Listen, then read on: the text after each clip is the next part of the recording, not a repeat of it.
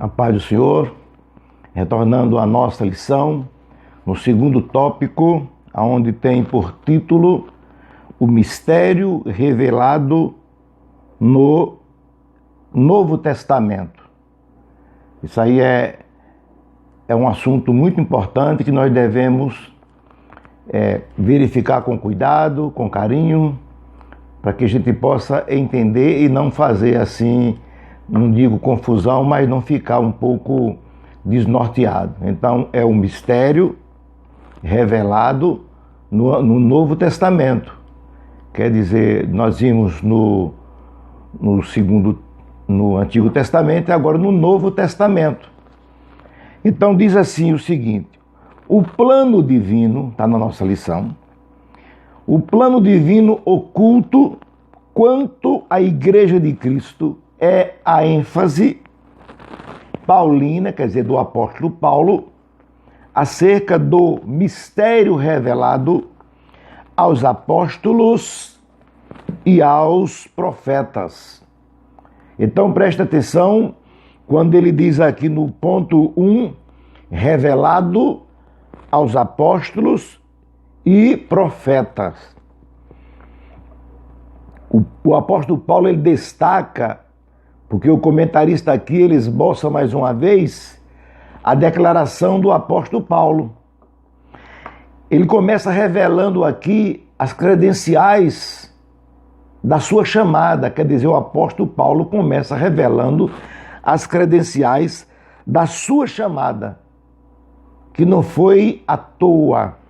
E ele começa dizendo aqui, Paulo, na lição, no comentário, o comentarista colocou, Paulo deixa claro que não recebeu seu apostolado de homem algum. Ele foi bem claro quando ele disse isso. O apóstolo Paulo, ele cita aqui Gálatas, capítulo 1 e versículo 1, que nós vamos ler na nossa Bíblia, quando ele diz o seguinte: Paulo, apóstolo, não da parte dos homens, nem por homem algum, mas por Jesus Cristo e por Deus Pai, que o ressuscitou dentre os mortos. Está na nossa leitura em classe, onde ele coloca isso como uma referência. Aí ele começa dizendo aqui que também, a doutrina que ensinava, o apóstolo Paulo diz que a doutrina que ele ensinava não aprendeu com nenhum homem. Aí ele dá outra referência na epístola aos Gálatas, no capítulo 1 e o versículo 11, que diz assim, mas faço-vos saber, irmãos, que o evangelho que por mim foi anunciado não é segundo os homens. E ele continua. E que ao ser enviado aos gentios, diz o comentarista aqui, não consultou homem algum. Aqui estão as credenciais do apóstolo Paulo, reiterando a sua chamada ao apostolado. Ele diz aqui no capítulo 1, versículo 16 aos Gálatas, dizendo assim, revelar seu filho em mim, quer dizer, Deus revelar o seu filho na pessoa de Paulo, para que pregasse o evangelho entre os gentios. O evangelho eu estou colocando, é grifo meu, entre os gentios. Paulo diz, não consultei a carne e nem o sangue, quer dizer, homem algum. E continua, e que não, ao ser enviado aos gentios, não consultou homem algum. Significa dizer, veja bem, que sua chamada, a doutrina e a comissão lhes foram divinamente confiadas pela revelação de Jesus Cristo. Todos nós sabemos que o apóstolo Paulo não era nenhum leigo, ele era um doutor da lei, fariseu, possuía duas cidadanias Ele era judeu, nascido em Tarso, capital da Cilícia, província romana, situada na Ásia Menor. Não é a Ásia proconsular, é a Ásia proconsular e não é o continente asiático. E possuía cidadania romana, nós sabemos disso. Mas não foi, preste bem atenção, mesmo ele tendo todas estas credenciais, não foi o doutorado que ele se formou na grande escola de Tirano, aos pés do famoso Gamaliel, que credenciou a sua chamada. Claro que não. Tudo começou quando Paulo teve um encontro pessoal com Jesus no caminho a Damasco. Aí as coisas começaram a clarear, porque esse encontro mudou a vida de Paulo. De um judeu fanático, fariseu, defensor da lei judaica, que já estava deteriorada, estava ultrapassada, estava pior, igual de que qualquer constituição, inclusive a nossa Constituição brasileira, de mais remendo do que uma coxa de retalho. Então estava assim a lei, estava ultrapassada, a ponto dele dizer aos romanos que, visto que a lei estava enferma pela carne, que os homens bagunçaram.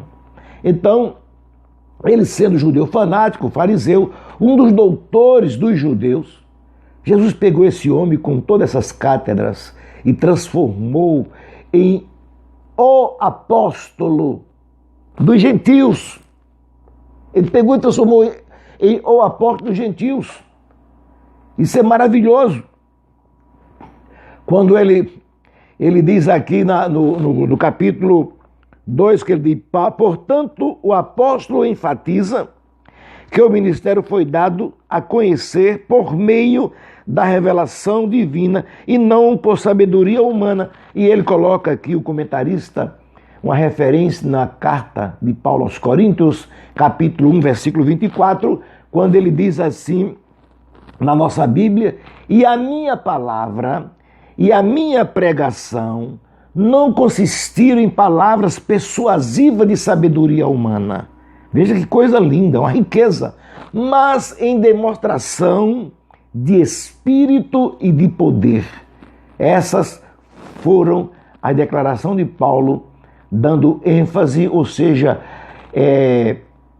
autenticando a sua chamada. Ninguém mais do que Paulo pode falar sobre as perseguições, as dificuldades que ele passou, mas ele tinha essa certeza absoluta de que Deus era com ele. Por isso, o segundo subtítulo, ou subtópico, diz assim: o mistério oculto revelado. Aí diz assim, em termos gerais, o ministério revelado é a igreja, em termos gerais. Então, observe que o comentarista, ele faz um resumo dos acontecimentos até chegar ao ápice da revelação do mistério. Ele faz aquele apanhado, aquele resumo todo, e ele coloca, e ele bota assim, essa revelação começa pela declaração de que Deus idealizou, quer dizer, Deus promoveu, de que Jesus, que é o seu Filho, executou.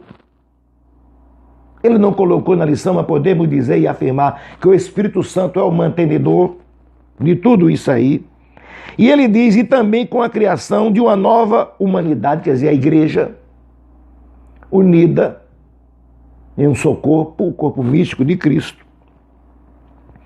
Como também a união dos judeus e gentios como a família de Deus e o corpo de Cristo. Aí o comentarista conclui aqui dizendo, e a comunicação dessas verdades aos santos, apóstolos e profetas. Então ele começa a mostrar a sequência dos acontecimentos. Aí veja bem que ele diz assim, por fim, o anúncio dessas dádivas do mistério revelado recai sobre a responsabilidade da igreja. Presta atenção, da igreja. Para que a multiforme sabedoria, não é a uniforme, a multiforme sabedoria de Deus se torne conhecida. E ele coloca aqui uma referência no capítulo 3 e versículo 10, onde Paulo declara aqui, porque o capítulo 3, versículo 10, está na nossa lição, e a gente pode ler tranquilamente, para termos uma ideia. Ele diz assim, ó: porque agora, pela igreja, o corpo unido, judeus e gentios, a multiforme sabedoria de Deus seja conhecida dos principados e potestade no céu. Paulo declara aqui que Deus está instruindo aos anjos por meio da igreja. Parece uma loucura, né? Mas é verdade. Quando ele fala de principados e potestades, tanto anjos maus e bons, a igreja é o reflexo.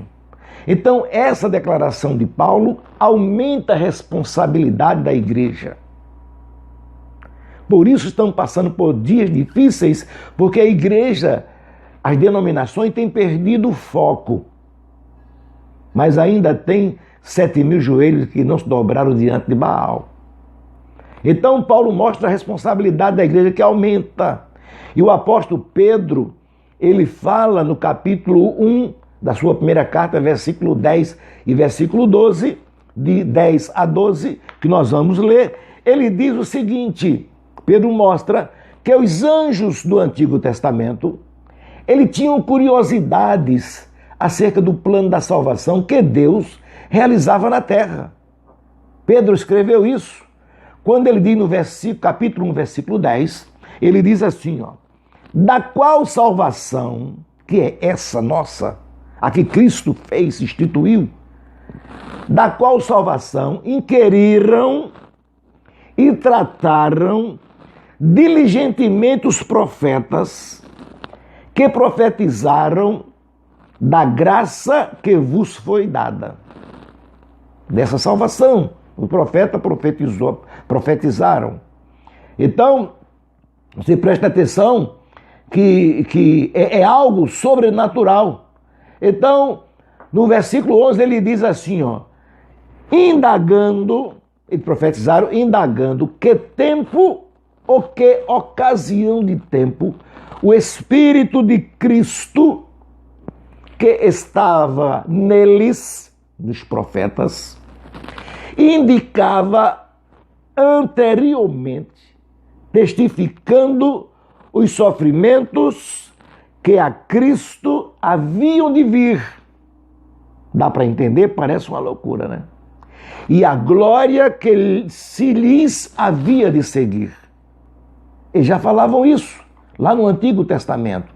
E Pedro reiterou isso aí. E o versículo 12, ele conclui, quando ele diz aqui de uma forma maravilhosa, ele diz: aos quais foi revelado que, não para si mesmo, mas para nós, eles ministravam estas coisas que agora vos foram anunciadas por aqueles que, pelo Espírito Santo enviado do céu, vos pregaram o Evangelho, para as quais coisas os anjos desejam bem atentar.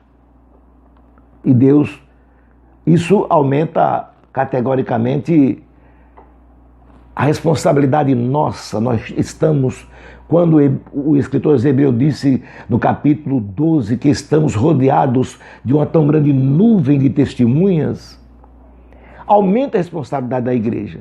Então, nós sabemos que os anjos, lá em Lucas, capítulo 15, versículo 10, os irmãos sabem que há uma alegria nos céus, os anjos se regozijam quando um pecador se arrepende. Aí Paulo afirma, na sua primeira carta aos Coríntios, capítulo 11, e o versículo 10, ele dizendo que os anjos observam a nossa atitude nos cultos. E uma das partes que todo mundo gosta é essa que fala sobre a mulher, né? Portanto, a mulher deve ter sobre a cabeça o sinal de poderio por causa dos anjos. Mas aqui o assunto é que os anjos estão de olhos. A igreja, ela tem grande responsabilidade na disseminação do evangelho. Para Paulo, ele diz na sua primeira carta aos Coríntios 4:9, ele diz aqui o seguinte, ó. Nos tornamos, ele diz, ó, nos tornamos espetáculo ao mundo, tanto a anjos como a homens. Então, o que é espetáculo? Todo mundo vai para um campo de futebol, para um teatro, ver o espetáculo e observar. Então, nós, entre aspas, estamos sob os olhares dos homens e também dos anjos, e isto aumenta a nossa responsabilidade. Quando ele disse, o apóstolo Paulo disse assim, porque tenho para mim, lá no capítulo 4, versículo 9 da carta, primeira carta aos Coríntios, porque tenho para mim que Deus a nós, apóstolos, nos pôs por últimos, como condenados à morte, pois somos feitos espetáculo ao mundo, aos anjos e aos homens. Ele reitera a responsabilidade da igreja. Então, com certeza, essas coisas aumentam a responsabilidade da igreja de Cristo aqui na terra. O comentarista continua dizendo assim, significa que a própria igreja, esta não é a denominação, é a principal agência, lembre-se, agência divina de divulgação desse mistério, a fim de unir todos os homens em um só povo por meio de Cristo. Então a igreja de Cristo, ela é a agência. Quando o apóstolo Paulo fala aqui sobre a magnitude, que está no terceiro subtópico, a magnitude do ministério, quando o comentarista colocou, e não o apóstolo Paulo, veja as credenciais de Paulo como um dos receptores deste mistério. Então, primeiro nós encontramos ele como mordomo da economia divina, né? Da qual ele disse lá em Colossenses capítulo 1, versículo 25, ele disse assim, da qual estou feito ministro segundo a dispensação de Deus, que me foi concedida para convosco, para cumprir a palavra de Deus. Então ele mostra as suas atividades como mordomo. Lá em 2 Coríntios 11 ele se apresentou como ateliê, aqui é como mordomo. Em segundo lugar, como ministro, um diácono. E segundo aos Coríntios, capítulo 6, versículo 4, Paulo diz assim, ó, como ministro de Deus, tornando-nos recomendáveis, é peso isso aí, tá? Em tudo, na muita paciência, nas aflições, nas necessidades e nas angústias, ele começa a demonstrar que a vida dele realmente é uma vida pautada, lapidada, quando ele fala sobre a magnitude do ministério, o comentarista falou. Então, quando ele diz, sou ministro de Cristo, ele fala na sua segunda carta, capítulo 11, versículo 23, ele diz, sou ministro de Cristo, falo como fora de mim. Ele disse, eu ainda mais, em trabalhos, muito mais, também em açoite, mais do que eles, em prisões, muito mais, em perigo de morte, muitas vezes. Veja que não é fácil a vida de um ministro. Então, diante dessa magnitude, Paulo dizia, a mim, está lá na lição da classe, né? Versículo 8, a mim, o mínimo de todos os santos, me foi dada esta graça de anunciar entre os gentios, por meio do Evangelho, as riquezas incompreensíveis de Deus. Tem versão que diz insondáveis de Deus. Ele disse a mim, ele foi incumbido de transmitir e ser responsável. Que Deus continue abençoando você. Que você possa fazer, não digo como Paulo, mas pelo menos aprender que ele disse, ele falou, sede meus imitadores, como também eu sou de Cristo. Que sabendo que o mistério revelado no Novo Testamento, a igreja tomou posse, porque a igreja faz parte deste grande mistério que é o corpo de Cristo aqui na terra. Um abraço, compartilhe com seus irmãos, deixe o seu like, toque no sininho, para que outras vidas possam serem também abençoadas. Um abraço e até o próximo terceiro e último ponto, se Deus permitir.